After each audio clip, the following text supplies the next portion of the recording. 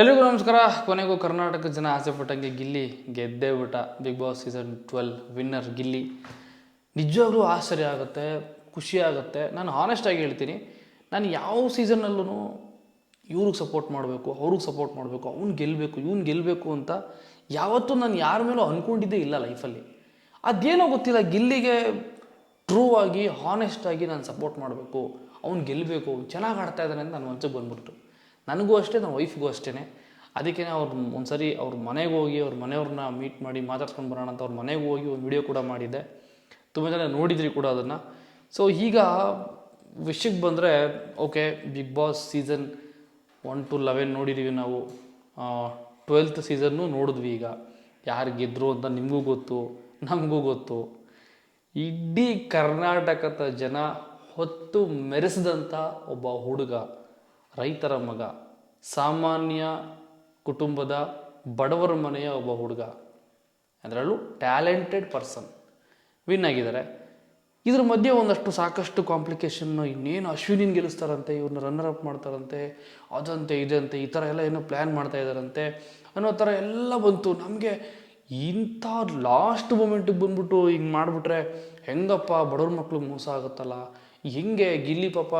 ಅದೇನೋ ನಿನ್ನೆಲ್ಲ ಇವತ್ತು ಪ್ರೋಮೋ ನೋಡಿದಾಗ ತುಂಬಾ ನೋವಾಗೋಯ್ತು ಮನಸ್ಸಿಗೆ.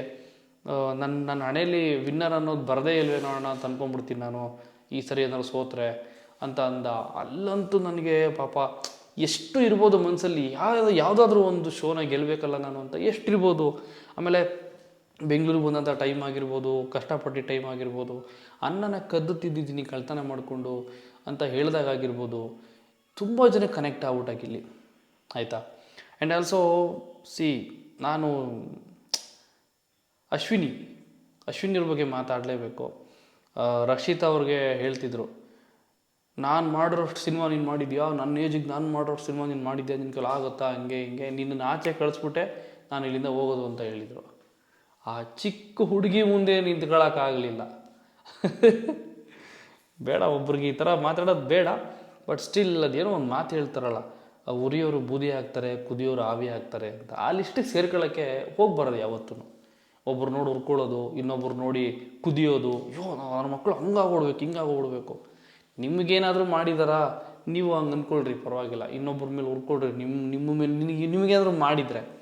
ಏನೂ ಮಾಡಿಲ್ಲ, ಎತ್ತಿಲ್ಲ, ಚಿಕ್ಕ ಹುಡುಗಿ ಮುಂದೆ ನಿಂತ್ಕೊಂಡು ನಿನ್ನನ್ನು ಆಚೆ ಕಳಿಸಿದ ಆಚೆ ಹೋಗೋದು, ಈ ಥರದ ಮಾತುಗಳು, ಹೆಂಗೆಂಗೋ ಮಾತಾಡೋದು, ಹೆಂಗೆಂಗೋ. ಆಮೇಲೆ ನಾನು ಅಶ್ವಿನಿ ಅವರು, ಐ ಥಿಂಕ್ ರಕ್ಷಿತಾ ಅವ್ರ ಪ್ಲೇಸಲ್ಲಾದರೂ ಇರಬಹುದಿತ್ತೇನೋ. ಯಾಕೆ ಅದನ್ನು ಅವ್ರು ಕಳ್ಕೊಂಡ್ರು ಅಂತ ನನ್ನನ್ನು ಕೇಳೋದಾದರೆ, ಕೆಟ್ಟ ಮಾತುಗಳು, ಅವಾಚ್ಯ ಶಬ್ದಗಳು, ಮಾತಾಡಬಾರ್ದಂಥ ಮಾತುಗಳು, ಮುಚ್ಚೆಲೇ ನಿಂದು ಮುಚ್ಚು, ತೀರಾ ಡಬಲ್ ಮೀನಿಂಗ್, ತೀರಾ ಅಂದರೆ ತೀರಾ ಕಳಪೆ ಮಾತುಗಳು, ಈ ಥರ ಮಾತಾಡಿರೋದ್ರಿಂದ.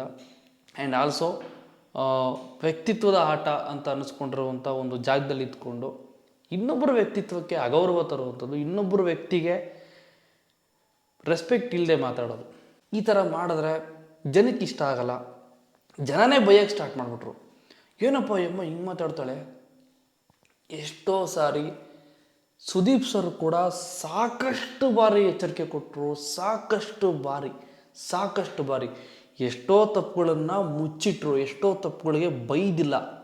ಕಂಟ್ರೋಲ್ 50% ಮಾತ್ರ ನಿಮಗೆ ಬೈದಿರೋದು ಸುದೀಪ್ ಸರ್, ಹೇಳಬೇಕು ಅಂದರೆ ಅಶ್ವಿನಿ ಅವರಿಗೆ.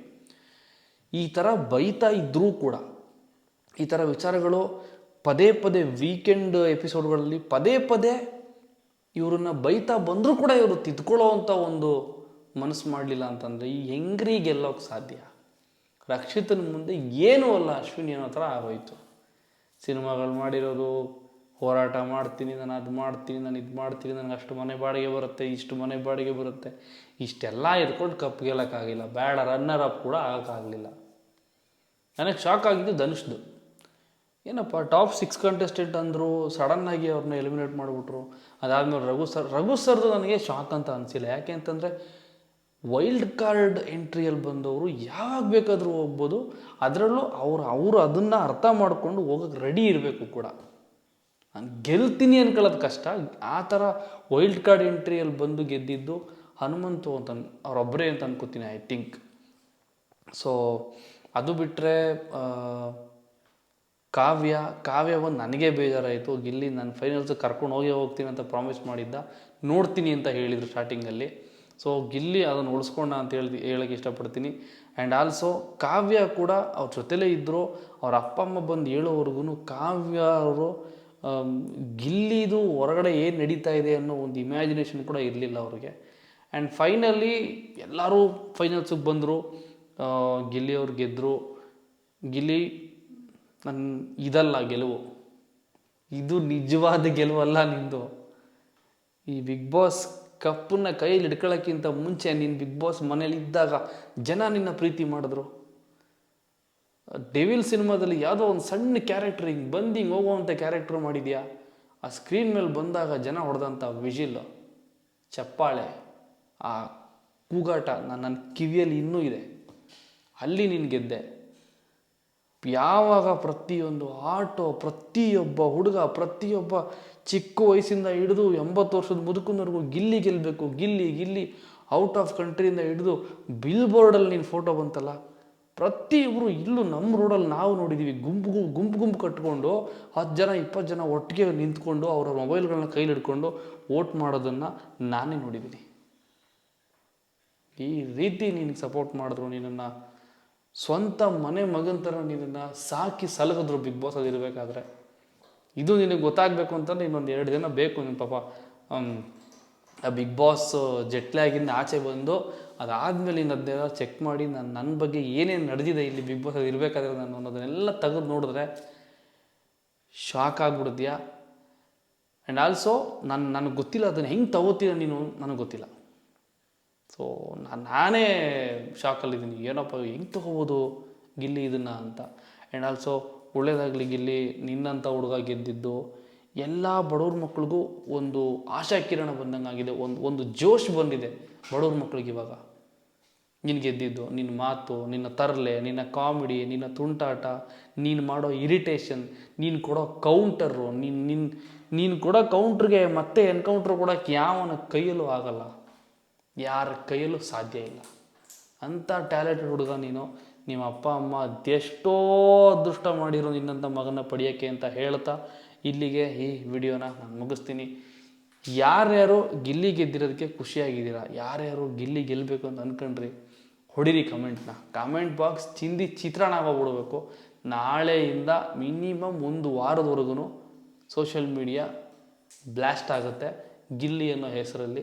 ಆ್ಯಂಡ್ ಆಲ್ಸೋ ನಿನ್ನ ಒನ್ ಆಫ್ ದಿ ಕನಸು 1 ಮಿಲಿಯನ್ ಆಗಿಬಿಟ್ರೆ ಅಂತ ಕಾಯ್ತಿದ್ದೆ ನೀನು. 1.6 ಮಿಲಿಯನ್ ಆಗಿದ್ದಾರೆ, 16 ಲಕ್ಷ ಫಾಲೋವರ್ಸ್ ಆಗಿದ್ದಾರೆ ನಿಮ್ಮ. ಎಷ್ಟು 16 ಲಕ್ಷನಾ? 16 ಲಕ್ಷ ಫಾಲೋವರ್ಸ್ ಆಗಿದ್ದಾರೆ ನಿಮಗೆ ಇನ್ಸ್ಟಾಗ್ರಾಮಲ್ಲಿ. ಇನ್ನೂ ಏನೇನು ಮಾಡಬೇಕಂತಿದೆಯೋ, ನಿಮ್ಮ ಏನು ಕನಸುಗಳಿದೆಯೋ ಎಲ್ಲ ಈಡೇರಲಿ ಅಂತ ಹೇಳ್ತಾ ಒಳ್ಳೆಯದಾಗಲಿ. ನಿಮ್ಮ ತಾಯಿನ ನಾನು ಮಾತಾಡ್ಸಿದ್ದೀನಿ. ಶಿ ಈಸ್ ಮೋಸ್ಟ್ ಇನ್ನೋಸೆಂಟ್ ಸೋಲ್. ಅವ್ರನ್ನ ಚೆನ್ನಾಗಿ ನೋಡ್ಕೊಳ್ಳಿ ಅಂತ ಹೇಳ್ತಾ, ನಿಮ್ಮ ಫ್ಯಾಮಿಲಿಯವರು ಎಲ್ಲರೂ ನಿಮ್ಮ ಜೊತೆ ಚೆನ್ನಾಗಿರಲಿ, ನೀವು ಅವ್ರ ಜೊತೆ ಚೆನ್ನಾಗಿರಿ. ನಿನ್ನನ್ನು ಎಲ್ಲೋ ಸ್ಟೇಜ್ ಮೇಲೆ ಎಲ್ಲೋ ಸೈಡಲ್ಲಿ ನಿಲ್ಲಿಸ್ತಿರೋ ವಿಡಿಯೋ ನೋಡಿದೆ. ಅವರೆಲ್ಲ ಈ ಗಿಲಿ ಸಮಥಿಂಗ್ ನಿನ್ನ ಜೊತೆ ಯಾರ್ಯಾರು ಇದ್ದರು, ಕಲಾವಿದರು ನಿನ್ನ ಜೊತೆ ಕೆಲಸ ಮಾಡಿದವರು, ಒಬ್ಬರು ಗಿಲ್ಲಿಗೆ ಓಟ್ ಹಾಕ್ರಿ ಅಂತ ಒಂದು ವಿಡಿಯೋ ಮಾಡಲಿಲ್ಲ, ಒಬ್ಬರು ವಿಡಿಯೋ ಮಾಡಲಿಲ್ಲ. ಈಗ ಸ್ಟೋರಿ ಆಗ್ತಾಯಿದ್ದಾರೆ. ಇದನ್ನೇ ಹೇಳೋದು ಗೆದ್ದೆತ್ತಿನ ಬಾಲ ಹಿಡಿಯೋರು ಅಂತ. ಬಿಡಿ ಅದೆಲ್ಲ ಓಕೆ. ನೀವು ಕಮೆಂಟ್ ಹಾಕಿ ನಿಮ್ಗೆ ಏನು ಅನ್ನಿಸ್ತು ಅಂತ. ಮತ್ತೆ ಇನ್ನೊಂದು ವಿಡಿಯೋದಲ್ಲಿ ಸಿಗ್ತೀನಿ ಅಂತ ಹೇಳ್ತಾ ಟೇಕ್ ಕೇರ್, ಬಾಯ್.